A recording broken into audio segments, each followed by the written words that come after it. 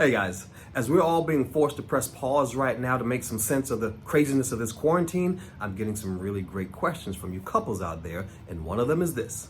How do we get through this quarantine as a couple if we're already having relationship issues? Well, that's a great question, and here's the thing. If you think you're going to tiptoe through this quarantine as a couple in trouble and not address the issue, you got it all wrong. Not addressing that issue early is only going to make you both that much more miserable later on. So there are three things you can do. The first thing is address the big pink elephant in the room. Acknowledge that you're having trouble. Number two, acknowledge that you have no idea how to get that elephant out of the room, because that's okay. Because guess what? Most couples don't get into trouble because they don't know how to resolve issues well. Most couples get into trouble because they never acknowledge the issue in the first place. Together, as a couple, us against this thing over here, you and me against them, your side, my side, and how do we move closer somewhere in the middle?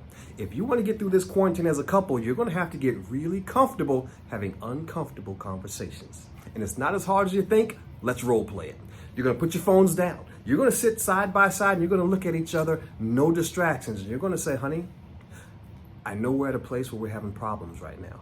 And I know I'm not being the best partner to you on a lot of days of the week. And I also know that my efforts to work on it are falling short. But here's what else I know. I know that I respect you as a person. I know that I respect you as a partner. I know that I respect you as a friend.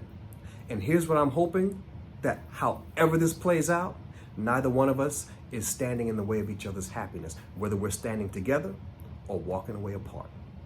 See, a lot of couples get in trouble because somewhere along the way, they forget that they were actually friends. And friends have empathy for each other, and friends care about how each others are doing. So the third tip is focus on the friendship to take the pressure off of the relationship.